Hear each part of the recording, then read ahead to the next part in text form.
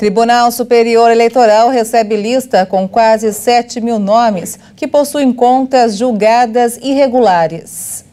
STF aprova reajuste de 18% e o salário de ministros chegaria a mais de R$46 mil.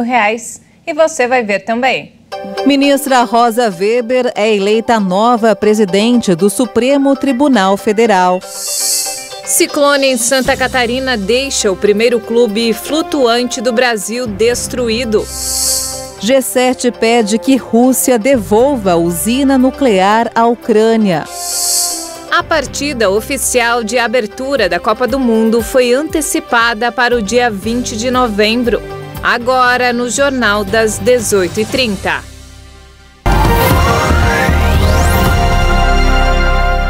Olá, boa noite. São 18h31 pelo horário de Brasília. Boa noite. Você acompanha agora as principais notícias do Brasil e do mundo desta quarta-feira.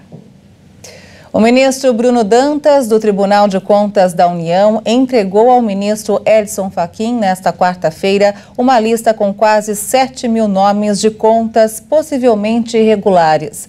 A Justiça Eleitoral vai decidir se declara ou não a inelegibilidade ao pleito.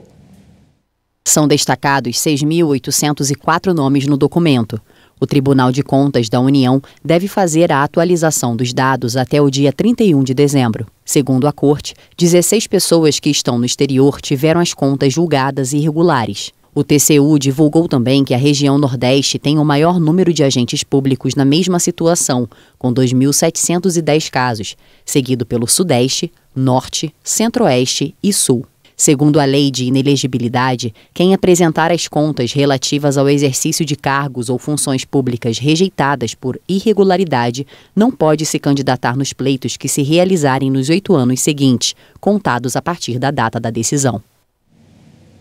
O presidente Jair Bolsonaro pediu ao Tribunal Superior Eleitoral o registro da candidatura à reeleição. O candidato a vice na chapa é o general da reserva Walter Souza Braga Neto, ex-ministro da Defesa. Ao pedir o registro de sua candidatura à reeleição para presidente da República, Jair Bolsonaro declarou ter cerca de R$2.300.000 em bens. A maior parte é em imóveis, incluindo 3 casas no valor total declarado de R$1.100.000 e um apartamento de R$240.000. A outra parte em depósitos em contas corrente e poupança. O candidato a vice, Braga Neto, declarou à Justiça Eleitoral ter mais de R$1.630.000, a maior parte em imóveis e ações. No registro, Bolsonaro anexou uma proposta de governo com 48 páginas, com os pontos que devem ser reforçados em um eventual segundo mandato. Bolsonaro foi eleito em 2018 pelo PSL, mas deixou o partido em 2019 e atualmente está filiado ao PL. O registro no Tribunal Superior Eleitoral é o último passo para a oficialização de uma candidatura. Com a apresentação do registro, a Receita Federal deve fornecer um número de CNPJ chapa, que pode arrecadar recursos e pagar despesas necessárias à campanha eleitoral. Os candidatos têm até o dia 15 de agosto para formalizar o registro no TSE. A Corte Eleitoral tem até o dia 12 de setembro para julgar definitivamente os pedidos de registro e eventuais recursos. A ministra Rosa Weber foi eleita hoje presidente do Supremo Tribunal Federal. A posse está marcada para 12 de setembro, quando o ministro Luiz Fux, atual presidente, completará mandato de 2 anos e deixará o comando da corte. Após a votação, a ministra recebeu os cumprimentos dos colegas e afirmou que está honrada em comandar o STF. A eleição é simbólica porque a ministra ocupa atualmente o cargo de vice-presidente. E o Supremo Tribunal Federal aprovou hoje por unanimidade o orçamento para 2023, com aumento de 18% para os ministros do tribunal.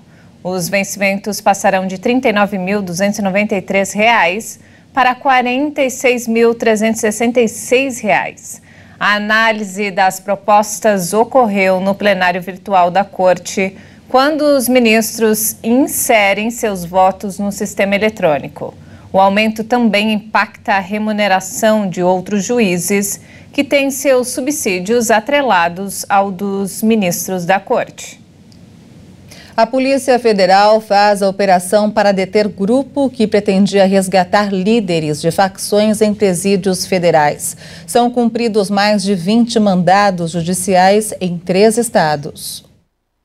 Com o apoio do Departamento Penitenciário Nacional, a Polícia Federal realiza uma operação com o objetivo de desmantelar o plano de resgate de líderes de organização criminosa presos nas penitenciárias federais de Brasília, no Distrito Federal, e Porto Velho, em Rondônia. O plano contava com uma rede de comunicação estabelecida entre advogados que praticavam atividades ilegais ao transmitir tanto as cobranças dos custodiados quanto os retornos das mensagens dos criminosos envolvidos no resgate. Cerca de 80 policiais federais cumprem 11 mandados de prisão preventiva e 13 mandados de busca e apreensão em 3 unidades da Federação. Em Brasília, no Distrito Federal, em Campo Grande, 3 Lagoas, Mato Grosso do Sul, e em São Paulo, Santos e Presidente Prudente, no estado paulista. Segundo a PF, além do provável resgate dos presos, a organização criminosa pretendia sequestrar autoridades para conseguir a soltura de criminosos, entre outras ações. Para organizar as atividades ilícitas, os investigados se valiam dos atendimentos e das visitas em parlatório, usando como códigos para comunicação situações jurídicas que comprovadamente não existiam de fato.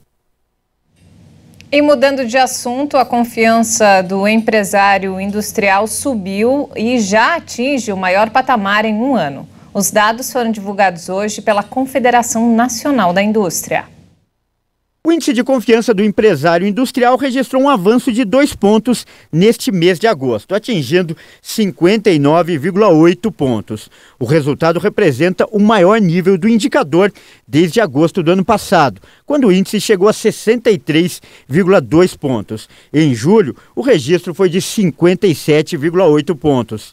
A Confederação Nacional da Indústria considera que a alta no indicador é reflexo das expectativas do empresário em relação à economia brasileira. Para a CNI, a recuperação econômica dos últimos meses e a desoneração de itens que afetam a produção, como é o caso dos combustíveis e da energia elétrica, foram importantes para impulsionar os negócios.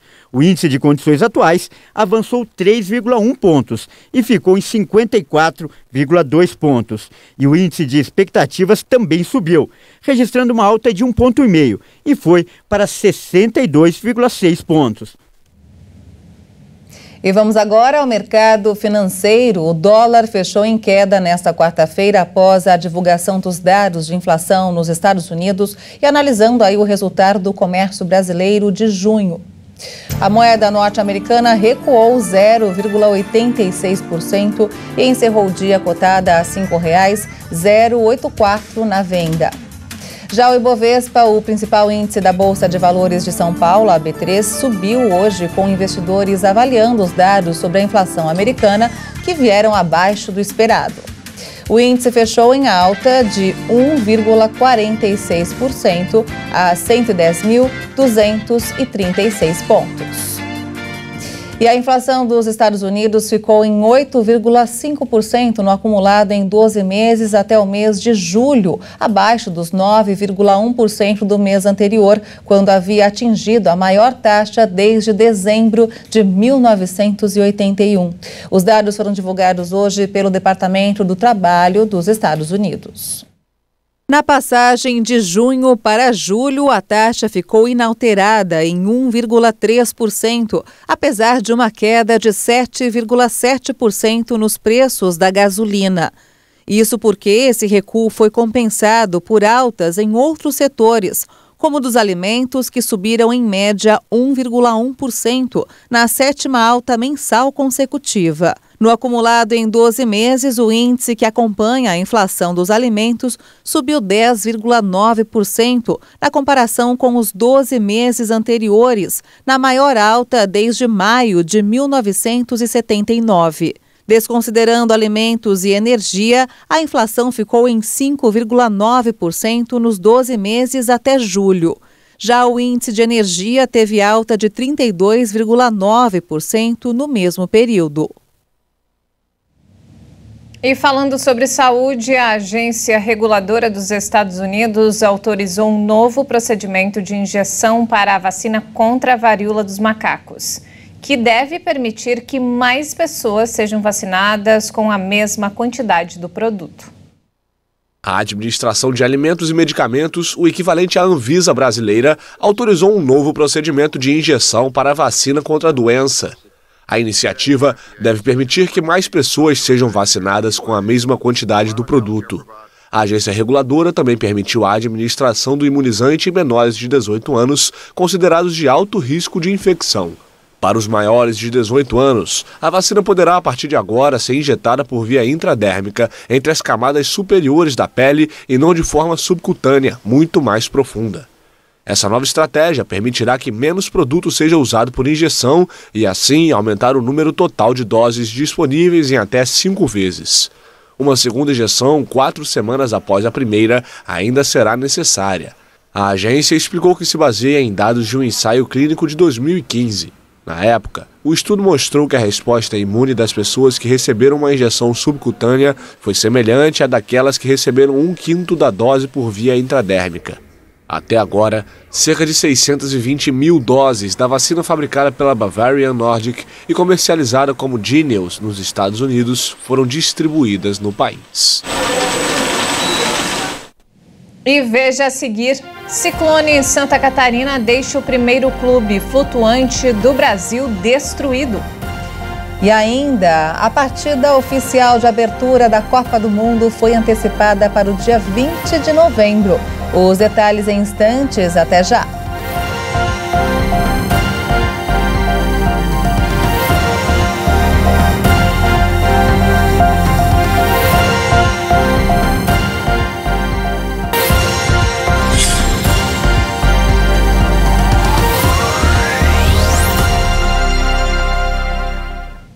Estamos de volta, são 18 horas e 46 minutos pelo horário de Brasília. E vamos agora direto ao Rio de Janeiro com informações desta quarta-feira com o nosso repórter Anderson Nascimento. Boa noite, Anderson. Boa noite, Maria Alice e Juliana. Nesta quarta-feira, após jogo entre Flamengo e Corinthians aqui no Rio, resta a nós o legado da vitória do Flamengo, mas também a confusão entre torcidas. Por volta das 8h45 da noite de ontem, a menos de 1 hora para o início do jogo entre Flamengo e Corinthians pela Copa Libertadores da América, policiais e torcedores se enfrentaram no entorno do Maracanã, na zona norte do Rio. Imagens feitas na região mostram policiais atirando bombas de efeito moral e torcedores correndo para evitar o confronto. Um dos pontos mais críticos parecia ser o cruzamento da rua São Francisco Xavier com a Avenida Maracanã, onde carros tentavam dar ré ou desviar da confusão que se estabeleceu.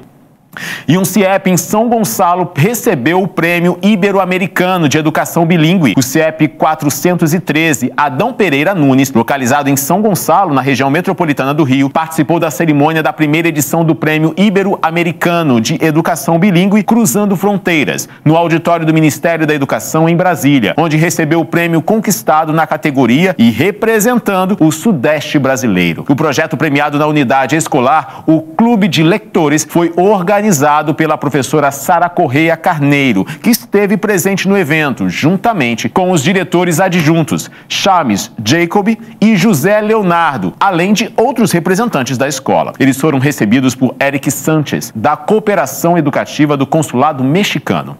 Eu fico por aqui, amanhã eu volto com mais notícias do Rio de Janeiro. Até lá! Obrigada, Anderson, pelas informações. Muito obrigada, Anderson. E olha só, o ciclone que atinge o litoral de Santa Catarina nesta quarta-feira está causando diversos danos. Além de alagamentos, deslizamentos e inundações, o primeiro clube flutuante itinerante do mundo, que seria inaugurado em novembro em Balneário Camboriú, teve toda a estrutura levada pela correnteza. Olha só. A plataforma, com 950 metros quadrados, teria capacidade para receber 700 pessoas. Após a inauguração em Santa Catarina, os sócios levariam a plataforma, que seria itinerante, para outras cidades do litoral brasileiro, como Rio de Janeiro, Angra dos Reis e Salvador. De acordo com a Defesa Civil do Estado, a chuva deve ser persistente, com intensidade moderada a forte. As rajadas de vento variam de 55 a 85 km por hora e pode chegar a 100 km por hora. O órgão alerta que é elevado o risco de destelhamentos, quedas de árvores e danos à rede elétrica. Uma massa de ar frio que se aproxima de Santa Catarina deve melhorar as condições climáticas a partir da noite desta quarta-feira. E com ventos de quase 75 km por hora, os bombeiros receberam ao menos 70 ligações sobre quedas de árvores na cidade de São Paulo. Segundo o Centro de Gerenciamento de Emergência, a ventania foi gerada pela aproximação de ciclone extratropical no litoral brasileiro. E falando sobre o conflito no leste europeu, o G7, grupo dos países mais industrializados do mundo, criticou a ocupação da central nuclear de Zaporizhia e pediu à Rússia que devolva o controle total da usina para a Ucrânia. Os ministros também alertaram sobre um possível desastre nuclear.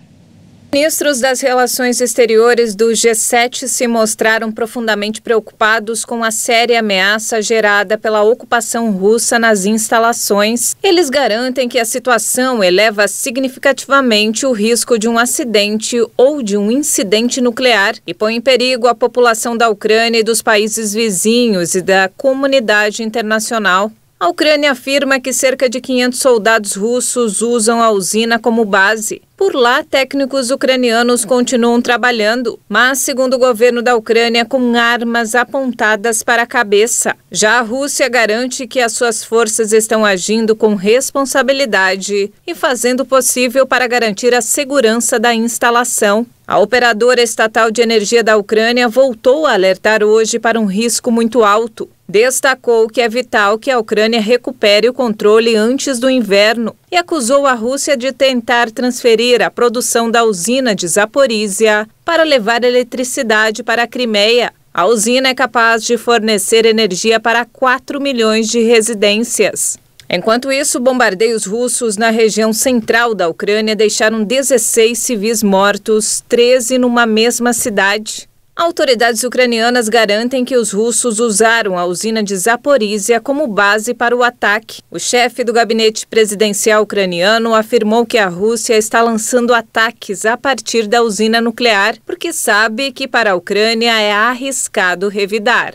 Infelizmente, a baleia beluga, que se perdeu e foi parar no Rio Sena, na França, morreu nesta quarta-feira durante uma operação de resgate.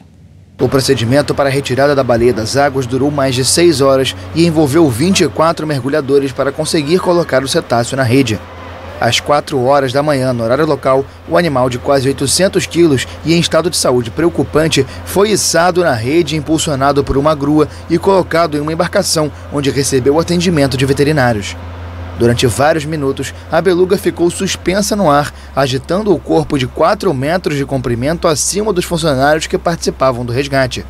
Encontrada em 2 de agosto no Rio Sena, a beluga estava retida desde sexta-feira em uma barragem localizada a 70 quilômetros de Paris. Ainda não se sabe como ela chegou ao local, já que a espécie tem como habitat natural as águas frias do Ártico e ainda que desçam para o sul no outono no hemisfério norte, nunca se aventuram tão longe.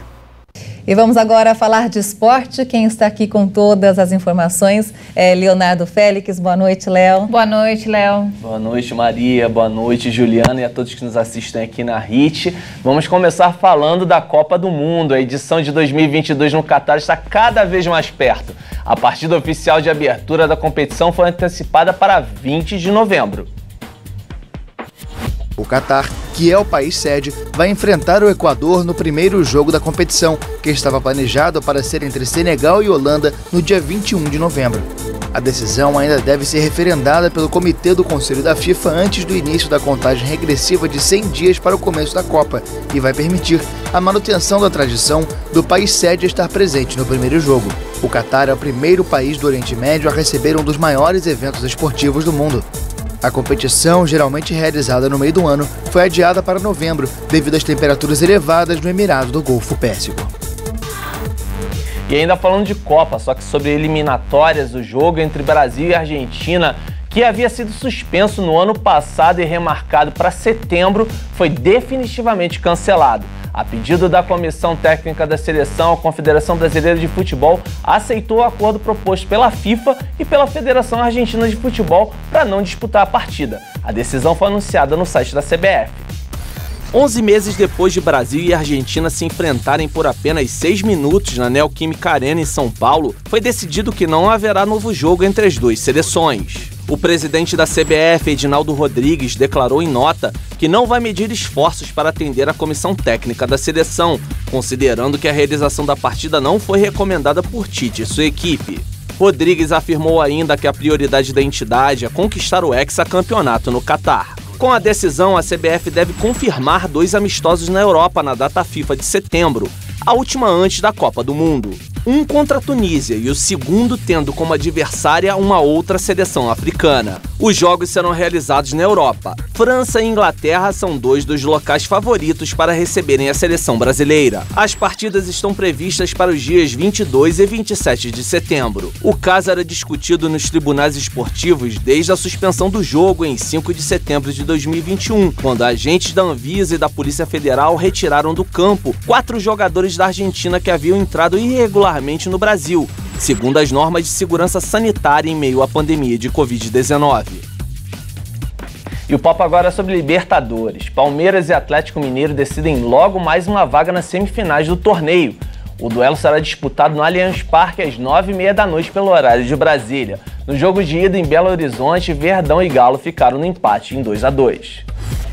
Desta vez com a vantagem de decidir em casa, ao contrário do que ocorreu na semifinal de 2021, o Palmeiras terá força máxima à disposição de Abel Ferreira. Após uma lesão muscular, o atacante Rony deve retornar à equipe desde o início, no lugar de Lopes. O atual bicampeão sul-americano defende uma invencibilidade de 17 partidas na competição e tenta avançar à semifinal do torneio pela 4ª vez nos últimos 5 anos. Já o Atlético Mineiro não vive boa fase na temporada. Está em queda livre no Brasileirão e deixou o G6, a zona de classificação para a Libertadores do ano que vem. Já são 5 jogos seguidos sem vencer e também foi eliminado na Copa do Brasil.